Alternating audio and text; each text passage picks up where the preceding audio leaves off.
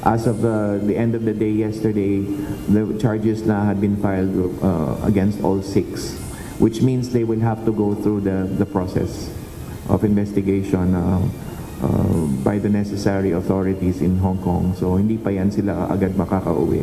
Malabo pang makauwi ng Pilipinas ang 6 na Pilipinong nakadetini ngayon sa Hong Kong.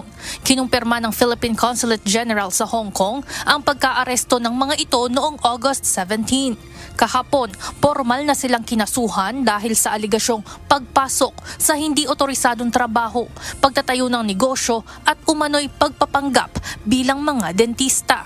Kasunod ito ng pagtatapos ng kanilang mga kontrata bilang mga domestic worker o kasambahay sa naturang bansa.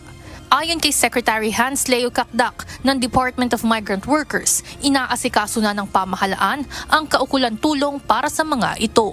Together with the DFA, with the Philippine Consulate General's office in Hong Kong, we are providing legal assistance to them.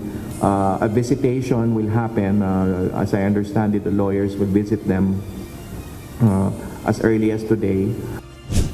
Samantala, tiniyak naman ni Migrant Workers Secretary Hans Leo Kakdak na sa kabila ng mga kasong kinakaharap ng 6 na Pinoy ngayon sa Hong Kong, patuloy na magbibigay ng suporta at tulong ang ahensya sa pamilya ng mga ito sa Pilipinas.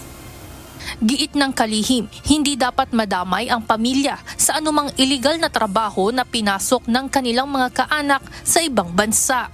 Kasi hindi naman kasalanan ng mga anak yun, lalo na kung mga maliliit na bata. Mahihinto yung livelihood.